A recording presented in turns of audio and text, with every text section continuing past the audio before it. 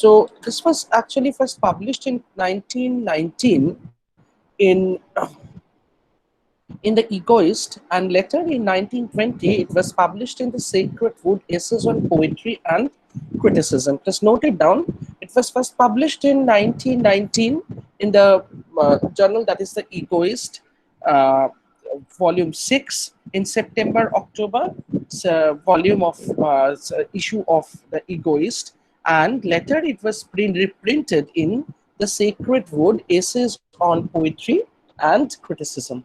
So this is what we know about the publication details of the essay Tradition and Individual Talent.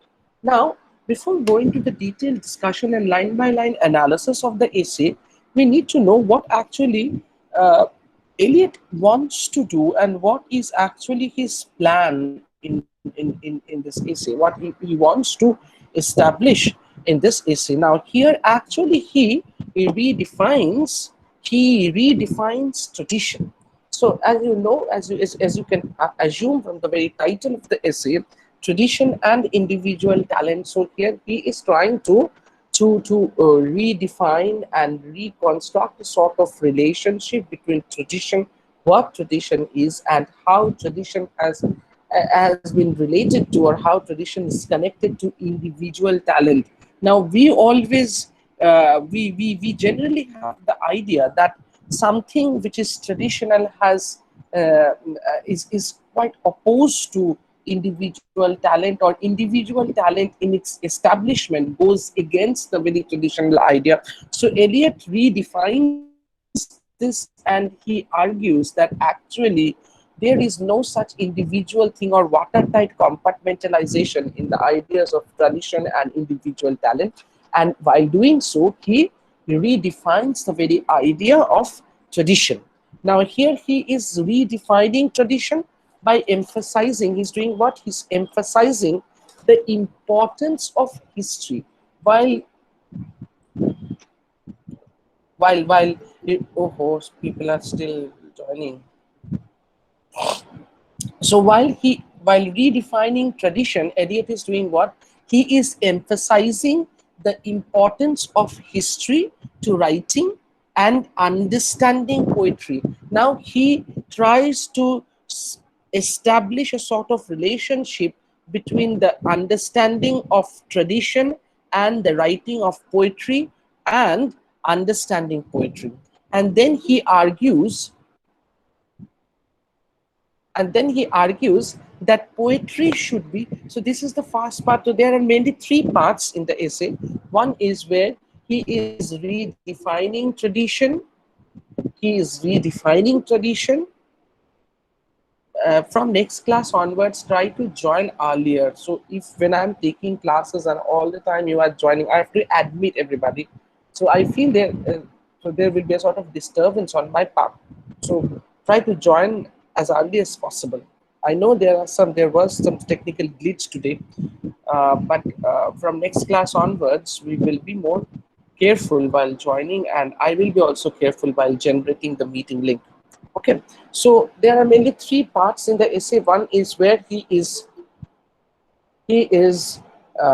redefining tradition and showing the relationship between tradition and how tradition is associated or related to the sense of history, and how a poet or a writer is connected to history, and his relationship with tradition has some concern with his writing or creation. And the second part, we see that he argues that poetry should be impersonal. He argues that poetry should be essentially impersonal. That is actually by impersonal, but he means, or he tries to mean, that it should be separate and distinct from the personality of its writer. The personality of the writer should not be reflected on what the writer is writing, or what. I have some problem with my voice. Now, is it okay now? Is it okay? What?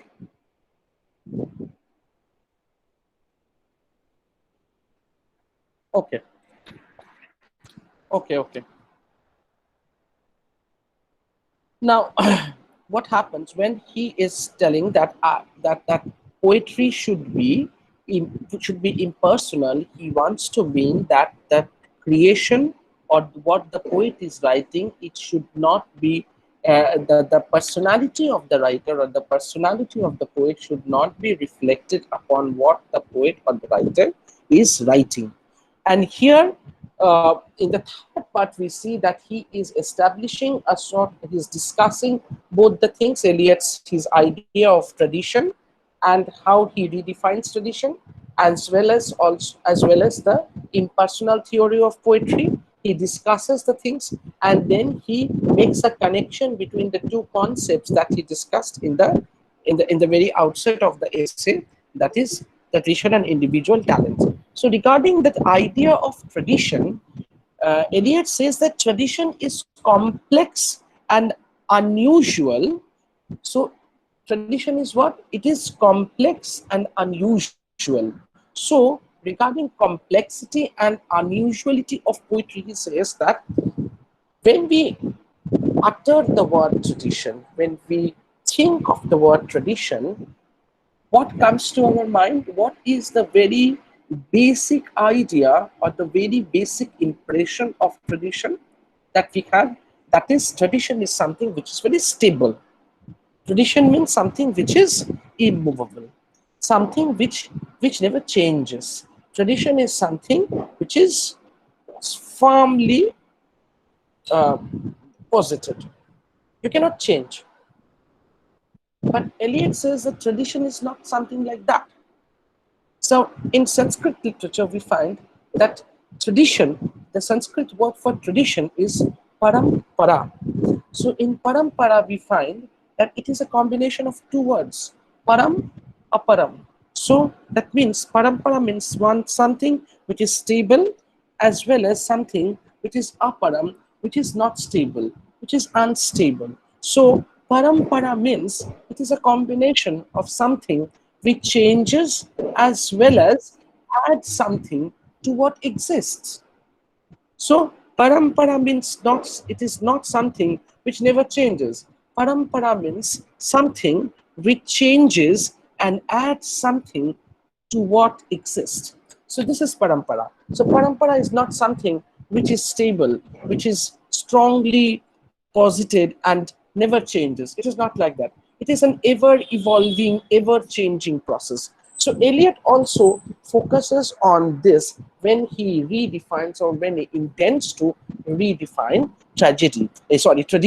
And he says that tradition is complex and unusual and it involves something, he says that it involves something which he describes as the historical sense. So tradition involves something which is known as the historical sense. And regarding historical sense, he says that it is a perception. So while defining historical sense, we will go to the text, there you will find that there, while defining historical sense, while analyzing historical sense, he says that it is a perception not only of, so when I'm talking of history, the very first thing that comes to our mind is history is something related to past. So when Eliot here gives a rejoinder, he gives a sort of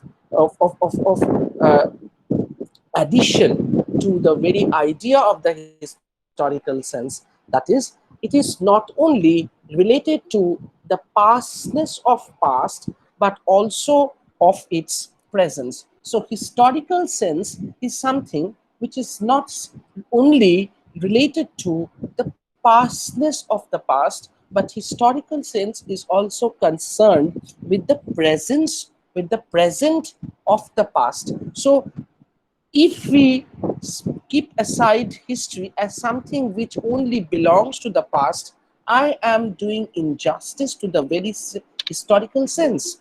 So, while redefining tradition and bringing in, and while he is bringing in the very idea of historical sense, he says that it is not something only associated with the pastness of past, but it is also concerned with its presence or the present. So history is something, history establishes its relevance by by proving its presence in the present time. So if we ignore the very presence of the history in the present time, if I am overlooking the contemporaneity of history, then I am not historically conscious. So history becomes a sensible history when it has its presence in the present time. Then only it is truly historical, and that Eliot wants to say.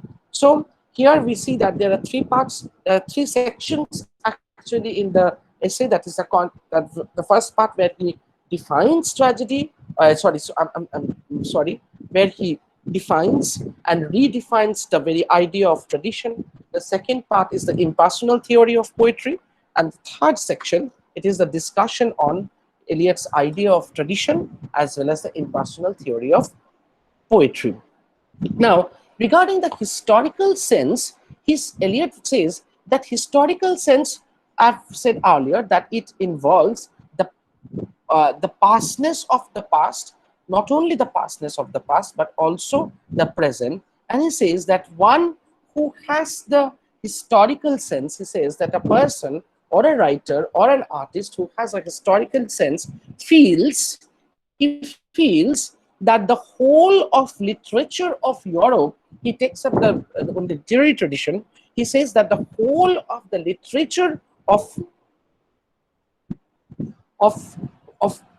literature of Europe, from Homer to his own day, Eliot says that the whole of the literature of Europe, from Homer to his own day, including the literature of his own country, forms one continuous literary tradition. So he says that when I'm talking of tradition, I have to take into consideration not only my immediate predecessors, but I have to take into consideration the very beginning of the literary tradition. So when I am talking of the literary tradition of Europe, I have to take into consideration the writings of Homer, and from then it will come down to the literary traditions that is there in Europe, and after that I will consider the literature of my own country, and then what I am writing. So it is a continuum.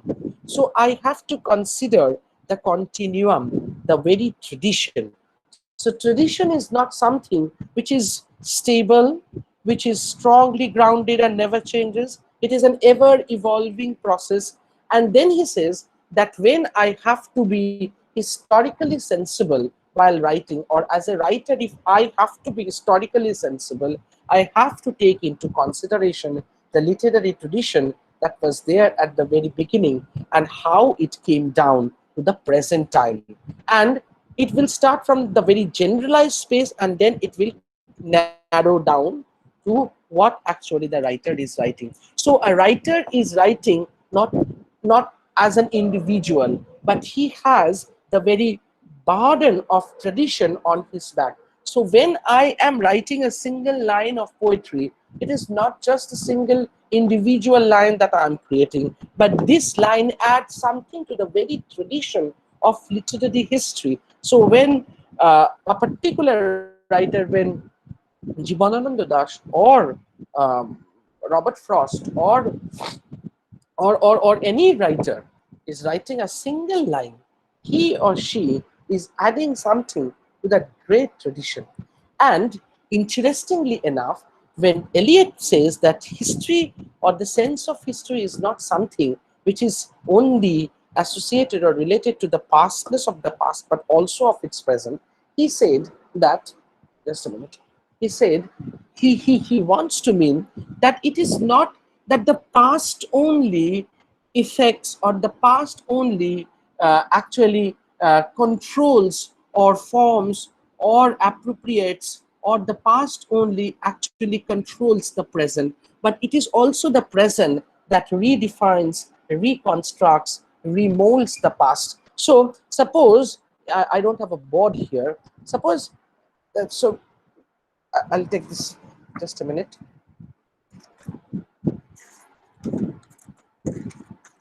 Last year when I taught this, I used the board. So this is, suppose this is a line. Sorry. So this is a line. Can you see this? Can you see this? This is a line. Suppose this line is the line of tradition. Here there is Homer. Here there is Homer. Suppose then Chaucer, then Shakespeare, and then you. You are a you are a writer. Homer, Chaucer, Shakespeare, and you. Now, when you are writing, you are doing what? So there were earlier there were 3 points. Homer, Chaucer, Shakespeare. This is just an example. Now, when you are writing, how many points are there now in this line? There are 4 points. So, don't you think that your presence actually affects the other 3 writers? So it is not only Homer, Chaucer, or Shakespeare who influence you, but you, when you are writing, you are also modifying, redefining, reviewing the works of the predecessors. So this is what barely Eliot wants to discuss or wants to establish through his argument in this say tradition and individual talent. Now, regarding tradition, he says that when a historically sensible and conscious writer is writing, he has to take into consideration that the whole literature of Europe, starting from Homer to his own day, including the literature of his own country. And this forms a continuous literary tradition. He says that this forms a continuous literary tradition. Regarding tradition, he says that it is constantly changing. So, actually, he redefines and gives a very new idea, just the opposite of what traditionally we, or what actually or generally we try to understand by tradition, that it is something which is strongly or firmly posited, which never changes. It is not like that. Tradition, regarding tradition, he says that tradition is constantly changing, growing, and becoming different from what it is. Regarding tradition, he says that it is constantly changing, growing, it is ever evolving, and becoming different from what it is. A relationship between the past and the present is reciprocal. What I said right now, it is not only the past that influences the present, but the present also redefines, reviews, modifies, reconstructs the past.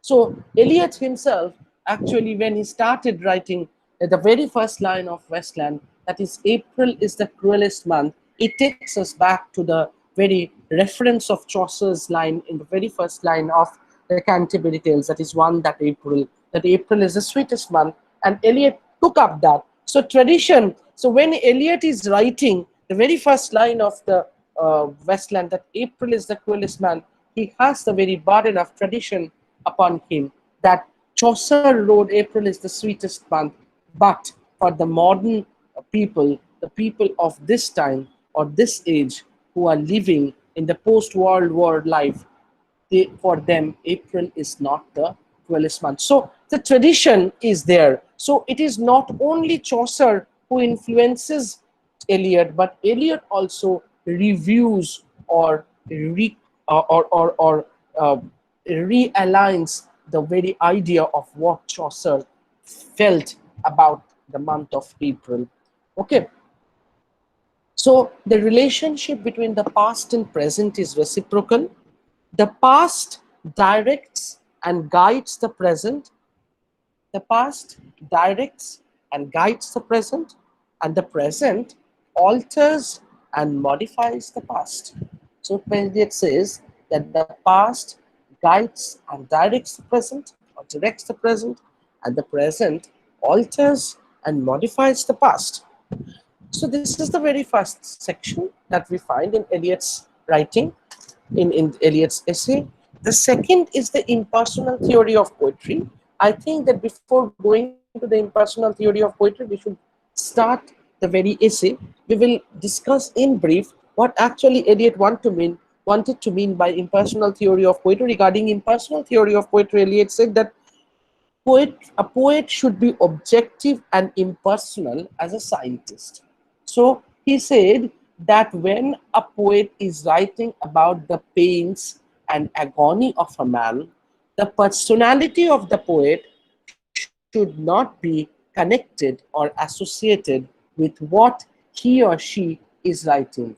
The agony of the character that a poet has created should not have any sort of personal connection with the poet. It is not the agony of the poet, but the poet is creating, the poet is actually representing the agony of one of his or her characters. It is not the poet who is there as the character. This is what Eliot wanted to mean through his impersonal theory of poetry, that the poet should be like a scientist. The emotions and passions of a poet, the emotions and passions of a poet must be depersonalized. So there should not be any personal connection between the poet and what he or she is creating. So he says that the emotion and the passion of a poet must be depersonalized before it enters into poetry. That the poet feels very unhappy and then he is writing. So actually it is just a reflection of the poet's mind. Eliot says that a true poetry or a good work of art should not be like this, that there should be a depersonalization before the poet or the writer writes or creates something. Eliot says, here is a line from Eliot, you will find that in the text also. Don't worry, we will discuss the text line by line. Eliot says, the more perfect the artist, he says, the more perfect the artist, the more completely separate in him, the more perfect the artist, the more completely separate in him will be the man who suffers.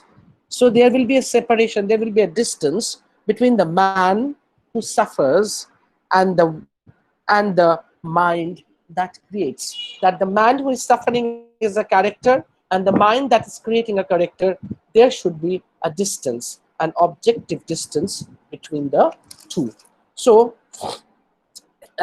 finally he says that the personality of the poet is a mere receptacle. So the personality of the poet is a mere receptacle. It only receives, but it never actually reflects its personal traits into its writing. So this is a very brief outline of the essay, and we will directly go to the text of the text of tradition and individual talent. So I think that all of you have your text.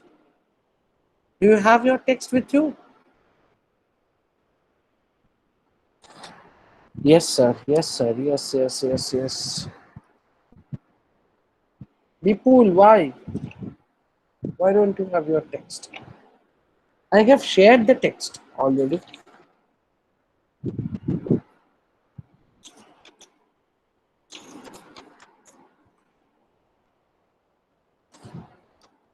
Now, let's start. Today we will do a little bit of the text. So, tradition and individual talent, the essay starts with, in English writing, we seldom speak of tradition, though we occasionally apply its name in deploring its absence. So, Eliot is very witty while writing. Nah? In English, he says that we seldom speak of tradition.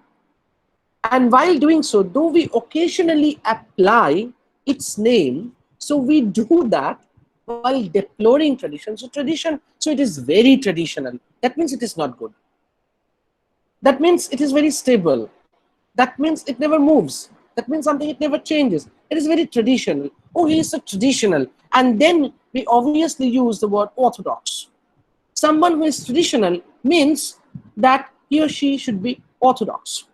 It's not like that. He says that we seldom use the word tradition, and while doing that, we apply its name in deploring its absence. And we say sometimes that it is not there,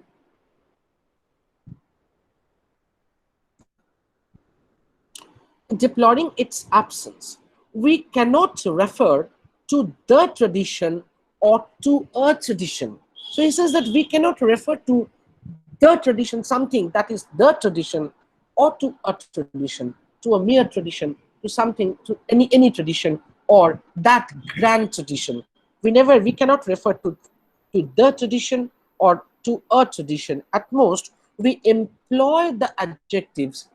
So he says that we use that word tradition as an adjective. He says he employs the adjective in saying that the poetry of so and so is traditional or even too traditional. So Eliot says that our problem of understanding tradition. So Eliot says that our understanding of tradition is only with tradition as an adjective. So his work is traditional or too traditional, or his or her work is not at all traditional, or this looks or this sounds traditional. We understand tradition more as an adjective rather than the very noun or the very word tradition. What do we understand by a tradition or the tradition? And there lies the problem. Eliot says that there lies the misunderstanding, that the very reason of misunderstanding tradition. So tradition means it is something different from what we generally understand by the adjective traditional, which is generally used. Seldom, perhaps, does the word appear except in a phrase of censure. So, very often it is used as a word of censure when we criticize something. If otherwise it is vaguely approbative, sometimes we take it as a praise, approbation, vaguely approbative, with the implication as to the work approved of some pleasing archaeological reconstruction. So most of the time we take up the word, we use the word tradition as a word of criticism, as a word of censure. We take it very negatively.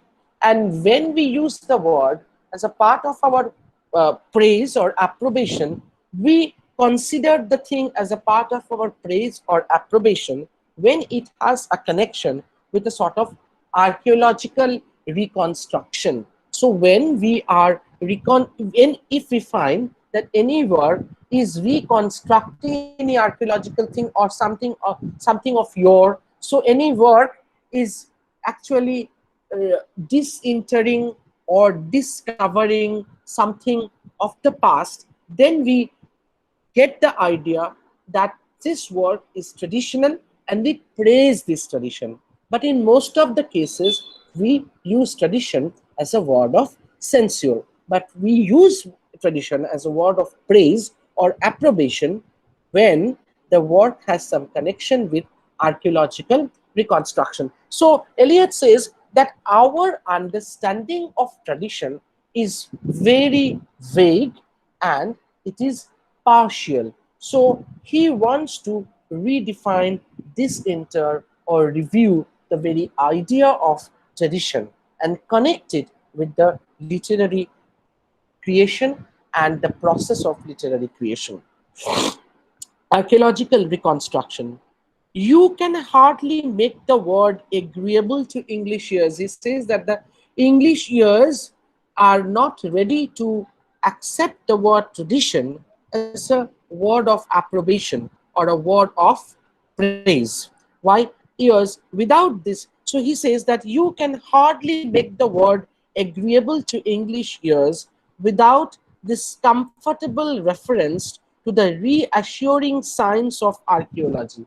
So he says that the English readers or the English audience or the English appreciators they are not ready to accept the word tradition as a word of praise or approbation until and unless it has some connection with archaeological or archaeology, or it is a work of archaeological reconstruction. So a work is traditional. Suppose what he wants to say, he says that a work is traditional, and the work is traditional, and being traditional, the work uh, becomes dear or appreciative to the readers, to the English readers, only when it has some connections with archaeology. So a traditional work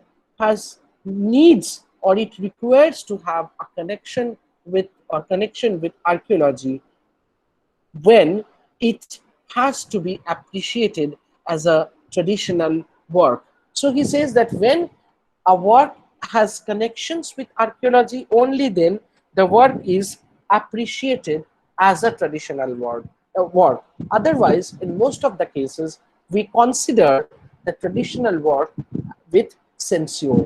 The work tradition is censored. It is never properly judged, or never are properly analyzed. Certainly, the word, I think there is, are you okay with the analysis? Can you get me?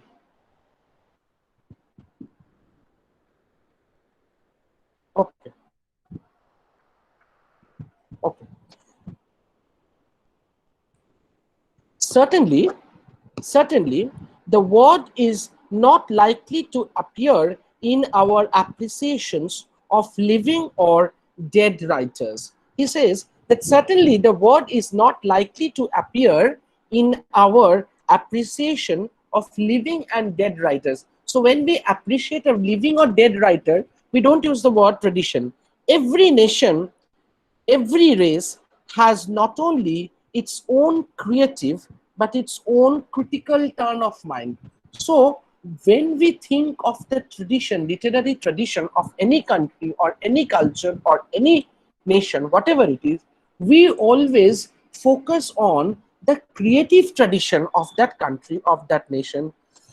But Eliot says that when we need to study the literary tradition of any country, or any nation or anything, or any culture or any language or whatever it is, we need to consider both the creative as well as the critical tradition. So Eliot says that criticism is as important as the creative work. Okay, not only its own creative but its own critical turn of mind, and is even more so. He says that every race is even more oblivious of the shortcomings and limitations of its critical habits than those of its creative genius. So he says that we very often ignore, so what uh, phrase of censure. Okay, Sahibul, I will discuss it at the end, because I'm discussing a different thing right now. After this, I will repeat the point. Okay. Every nation, every race uh, has its own, not only its own creative, but its own critical turn of mind, and is even more oblivious of the shortcomings and limitations of its critical habits than of those of its creative genius. So he says that we very often ignore the very critical tradition that is there besides the creative tradition. And this, he says that the shortcomings and limitations of the critical works are often ignored. Often they are set aside. We know or think we know. He says that we know, or we think that we know, from the enormous mass of critical writing that has appeared in the French language. So when we look at the French language, yes, French language, at the enormous mass of French language, the critical writings, we only conclude, we are such unconscious people, So Eliot is actually criticizing the English people, the English readers, the English consciousness, that when we look at the huge mass of French writings, French critical writings, we only conclude that the French are more critical than we. We say that the French people are more critical than we, actually the English. And sometimes even plume ourselves a little with the fact, we pump up the jam that the French people are very critical. We actually censure the word. We are not ready to accept the word critical in its truest sense. We take up criticism as a very negative thing. So he's criticizing. Actually, creation and criticism, that goes hand in hand. When I am reading something, I'm not only appreciating the thing, my appreciation actually comes with criticism. When I'm writing something, writing a single line, my editor entity also works simultaneously. That I should keep this line or I should change this line. This editing actually is a part of criticism. But we don't consider this thing. We take up criticism as a very negative thing.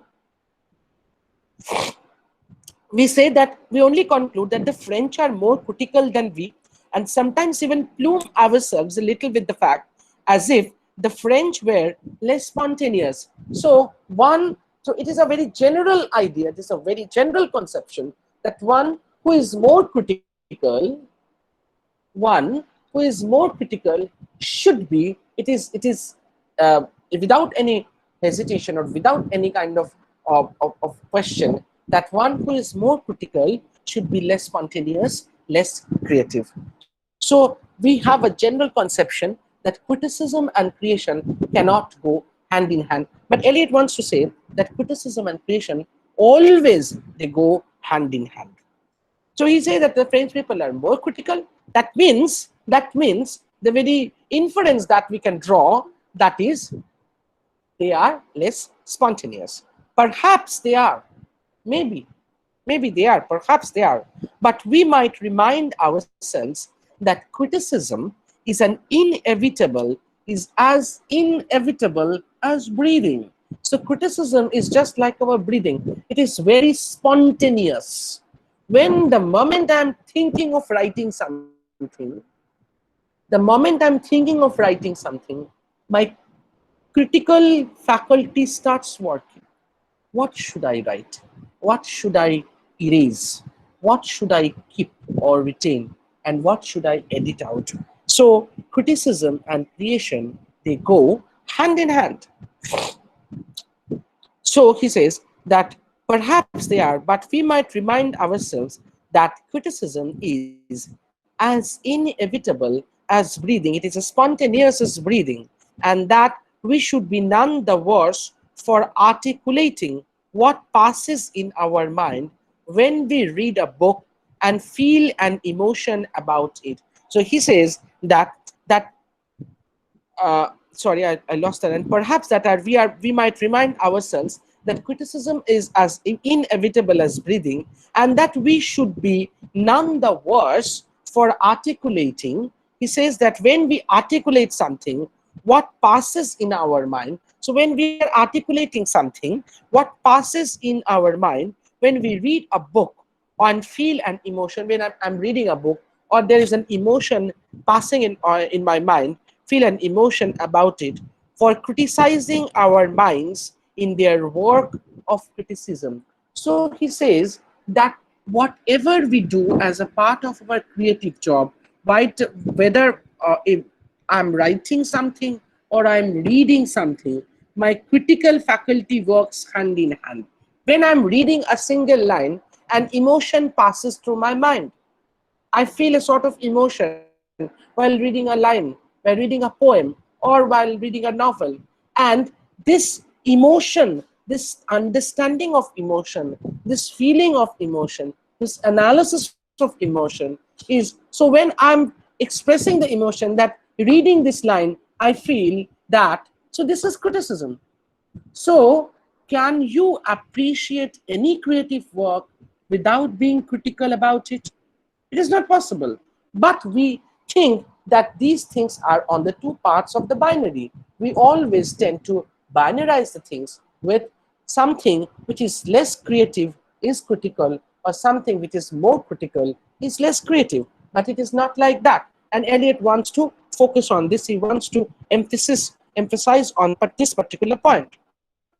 Perhaps they are, but we might remind ourselves that it is the one of the facts that might come to light in this process is our tendency to insist. He says that our tendency to insist when we praise a poet upon those aspects of his work in which he least resembles anyone else. So he is taking up certain things. He discusses what tradition is, then while discussing that, he brings in the very idea of creative and critical, and then says that when we appreciate a poet, what happens?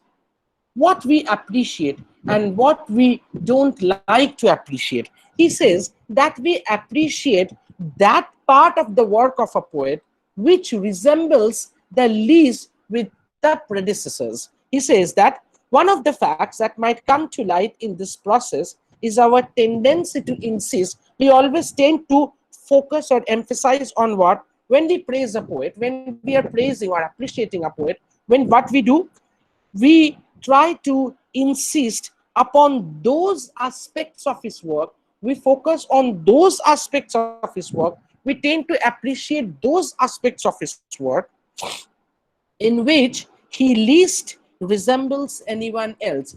We always have the tendency to appreciate what is very much individual about the poet. In these aspects or parts of his work, we pretend to find. So when we take up or when we tend to appreciate what actually has no connection with the works of the predecessors, or which resembles the least with the other works, we do what? Aspects of his work, we pretend to find what is individual. So we always tend to appreciate the individual part of our work. What is the peculiar essence of man? And we feel, or we believe, that what is individual in the writing of a poet or any writer is actually the essence of the writer. We dwell with the satisfaction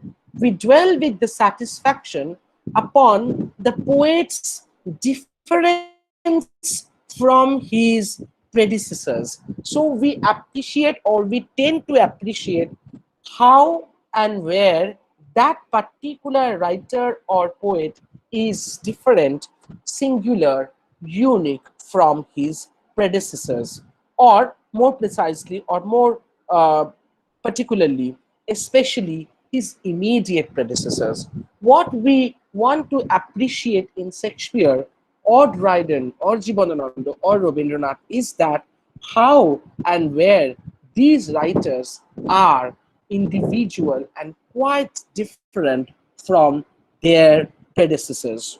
We endeavor to find something, we always try to find something that can be isolated in order to be enjoyed. So this is the point which Eliot wants to focus, and he wants to show that this is the fallacy in the understanding of tradition. And what is that?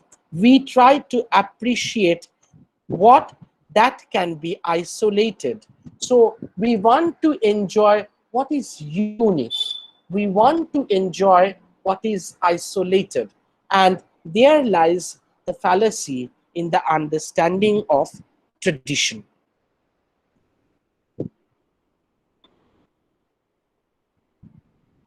So up to this, and uh, Shaibul asked me to explain that part. I said that we actually, in most of the cases, we censure or criticize, or again I'm using the word criticize, we censure or we look down upon the very idea or the word tradition.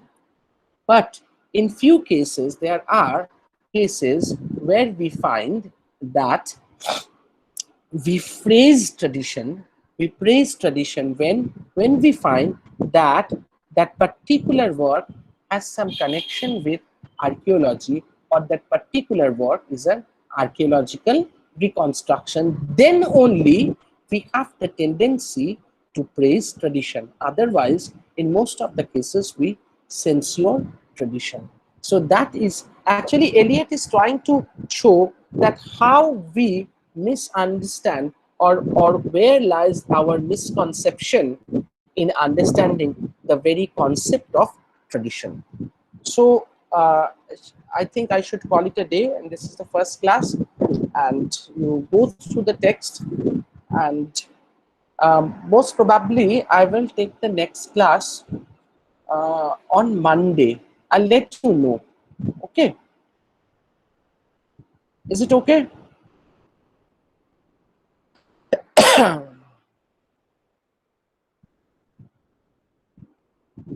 So goodbye.